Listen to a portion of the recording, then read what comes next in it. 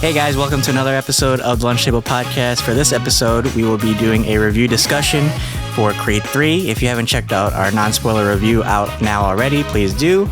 So Akram, spoilers ahead, the gloves are off. Why don't you give me your in-depth review for Creed 3? Man, Jonathan Majors is so badass here as he was in Ant-Man Quantumania. I love the acting between everybody. My goodness, what an emotional movie, as I said in the last review. But yeah, so let's get into it. Yeah, I love that. Man, Michael B. Jordan and Jonathan Major, they're so great as like physical performers. Man, it really feels like they train their ass off. And this movie made me want to go to the gym. I wanted to do boxing. Yeah, right. Yeah, I loved it. I think the backstory with Donnie and Dame was really great, and it felt so natural, and it felt so bitter, and it was actually heartbreaking watching them kind of grow into rivals. Because I felt like Dame's character, he was so sympathetic. Like he didn't even feel like a villain. He just felt like somebody that was kind of wronged, right, by society, and that he just wanted to get that time back. And even though there were the way he went about things was a little bit, I don't know, like in the gray. I think he just couldn't wait for anybody to give him what he wanted, right? He just wanted to take it. And it's that kind of like boxers like hunger, right? That we've seen in like Rocky and Apollo. Yeah, I think really this, again, Michael B. Jordan directed this movie, and I don't know who wrote it. He might have written it, but I feel like Dame had a lot of Michael B. Jordan's acting characteristics within his own character. If you see Michael B. Jordan in, I think it's called No Remorse, and then you also see Killmonger, there's like this fire, and it's kind of like he's been wronged, but he's still stoic, and I see that in Dame, and I really sympathize with Dame so much.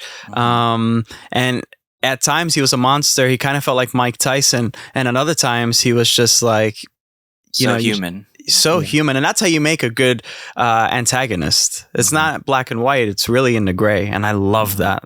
I love this character. Yeah, that like such a contrast, like the diner scene where they're just sitting and playing catch up. I felt like I was actually sitting there listening to this conversation, and the way they acted, like just like eating the food and just like talking to each other like they were old buddies, back in the day. It felt so natural. And then like you see like the moments where like they kind of are like more bitter towards each other. It hurts so much just to watch that, because I really love I kind of wanted them to just have like a happy ending together. It kind of did have a happy ending, but at times I did feel like it was a bit rushed too. But for Donnie, because I think this is his last move, I don't know, but it felt like such a great ending to his trilogy. I love that he kind of went through his own personal battles in this movie. He has trouble with his daughter. He has trouble with his mother and his wife as well. What are your thoughts on that? Yeah, again, it doesn't matter the level of status. Everyone, like I said in the last review, has problems. And I think if this is the last Creed movie, I really think it went out with a bang, because even if he's on top, he still had to do that final push. And so, since we're doing spoilers, the mom passes away, which is a really sad moment. There were some things that was revealed. The daughter, obviously, she's death. And I love Tessa Thompson's character a lot, because she's so ride or die. And she reminds me of, Apollo's wife in the movies, and also Adrian with Rocky. So I feel like that's the very archetypal woman that the main character has, that's very supportive, and very strong, and doesn't really take shit. And I don't know, it's just beautiful. I think the chemistry between everybody's beautiful, and I think it's really sweet to see Adonis interact in those moments with his daughter.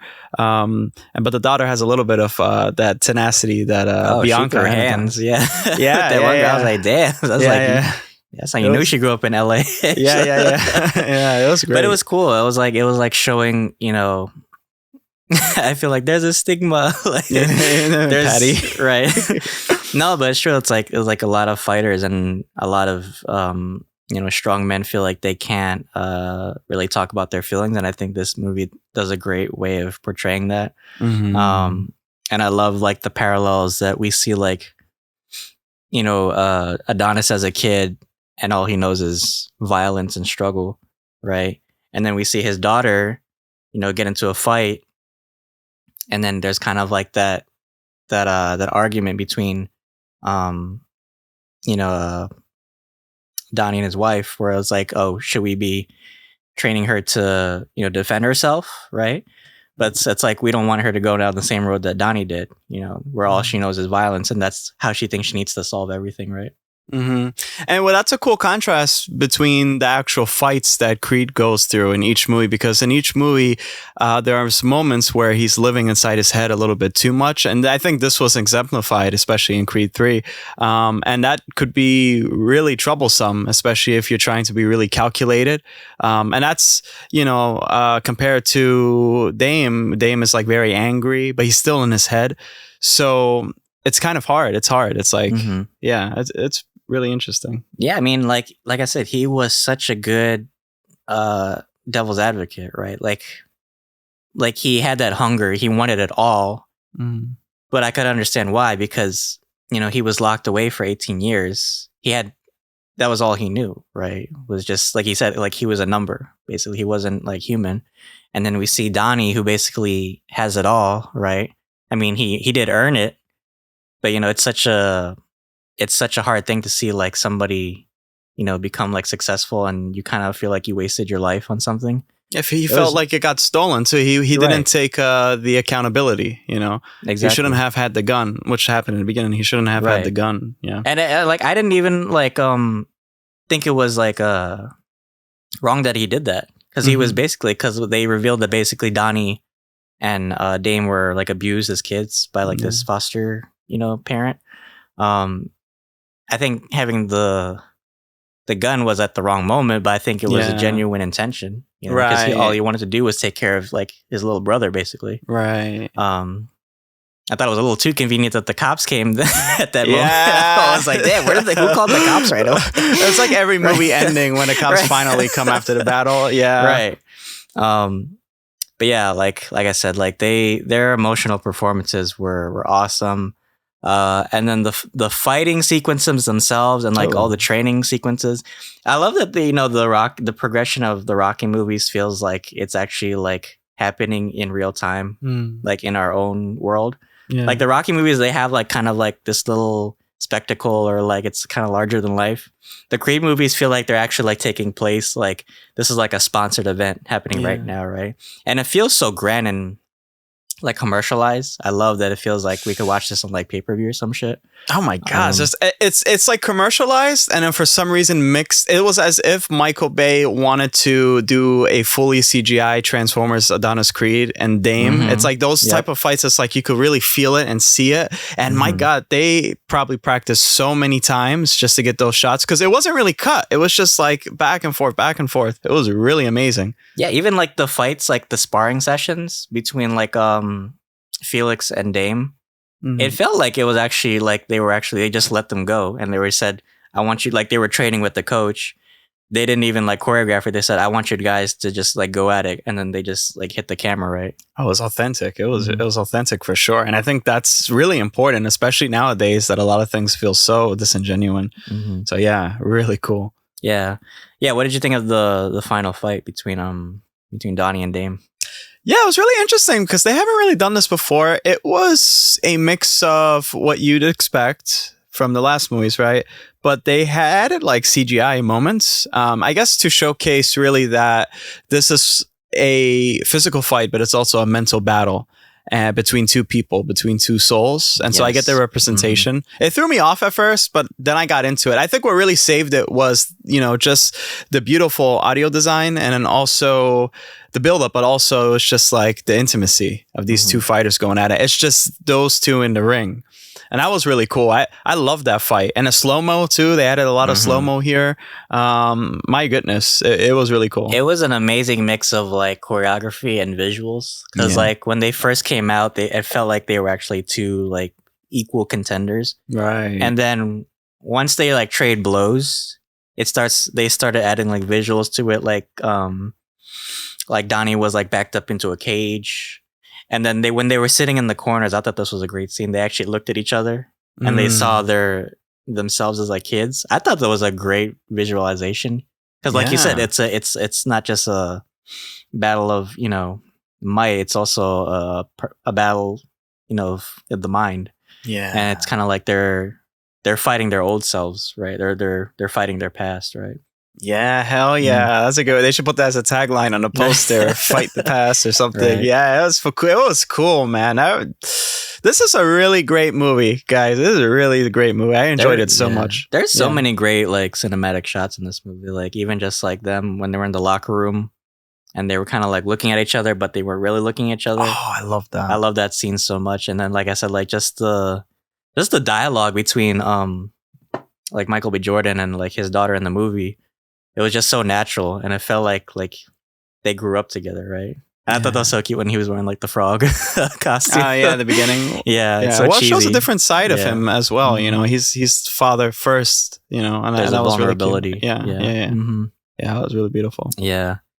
Overall, great movie, man. And man, I think just the trio of having Killmonger, Kang, and Valkyrie together. There you go. It's about to go down. Right? Avengers, Secret Wars. It's so funny. I know. I think they were just so great together, man. Like if they do another movie, I would actually. Oh, we didn't even mention like Drago is in this movie too. Like he was actually like that was cool. Creed's sparring partner. Yeah, that was nice. Yeah. I was like, yeah. I think, and again, it's like once you're in a ring and you go through the troubles and stuff like that, I mean, you could kind of gain a kinship between the fighters. And you see that in reality as well. Mm-hmm. Everybody is like connected. They're kind of almost equal in a way. I don't know. Right. It's kind of like in the streets. Like, what's better, to shoot each other or actually box it out? And whoever wins, like you respect, you shake hands, and that's it. Yeah. Yeah, I love that. Like Donnie has become kind of like this respectable fighter in the industry, not just because he's Apollo's son, but because he earned it, right? He himself is a great fighter, and I think that was such a great callback to like Rocky and Apollo in the first movie or the second movie, right? Where they kind of like built this friendly rivalry with each other, right? And like I said, if they do a fourth movie, I would kind of want to see that with him and Dame. And them kind of like building off each other, right? Yeah. Trying to see like who's the best or who's the better man, right? But still like having this genuine like bond together. That would be really cool. I mean, again, I hope we get to see Jonathan Majors back. It was kind of bittersweet. I don't know, seeing that ending and just at least they said their sorries and they got something out of it. And it's like, all right, and that was really generous of Adonis to say, where to find me. Yeah, that actually, I almost teared up in that scene because like I kind of felt bad that Donnie won in a way. Like me too. It's like, yeah, he's supposed to be the protagonist, but it's like I know I just wanted something good to happen for Dame because all he knows is loss and struggle. But I think in a way that kind of like that's like his first step as a champion. Like he has to learn defeat before he knows, success. But I think the way like they kind of just like depart at the end, I think it was too rushed. I kind of wanted them to like go out together, instead of like just leaving him in the locker room, Yeah, it was just a family at the end, and then which was okay, but I kind of wanted him to like accept him back, as his like brother again. I would have liked to see all of them there. Actually, I think that would have been really sweet. It's like there's the bro, the uncle, whatever, and then the wife and daughter. That would have been nicer. Yeah. I kept thinking, like, what if he looked like Donnie? Like at the end of the movie, he looked off. And then he sees like a force ghost like Roxy and Apollo. Oh no! I think my nose will bleed. Now I know I've seen it all. Oh no! They're like smiling. Maybe Yoda pops up for some reason. Yes, the son of a boxer. The Kingpin shows up. Right. It was great though. But yeah, we didn't say it in the non-spoiler review, but what would you rate this movie? I honestly, because I just got off it, I want to give it a 10 out of 10. But I think just because how like certain moments were rushed, I want to say a little bit more. I probably would give it a solid 9 out of 10. I really enjoyed this movie a lot. Yeah, what would you give it? I agree with you. Yeah, I think it was a really great movie. I'm not gonna lie. I think this is the best in the series. But it kind of felt like they, like you said, rushed a little bit, and then it kind of built like they made it like a setup for another movie, kind of at the end. Yeah, I'd probably give it 9 out of 10 as well. Like, I think overall, great movie. I think the story was really nice. The soundtrack was nice. Everything, like the characters, really genuine. But yeah, great movie, guys. Go check it out if you haven't seen it. Sure. But that is all we have for this review. Thank you guys for tuning in. Check out our other review if you haven't as well, and check out our other content. But Akram, why don't you take us away? Yeah, guys, again, this month we are super busy. We have so many movie reviews, and especially this week, pretty soon, we're going to cover at least 3. And if again, if you're new to the channel, we're covering right now Hello Tomorrow. The Last of Us is going to end pretty soon. We're going to have a really cool after show, so stick around with us. Plenty of guests this month as well.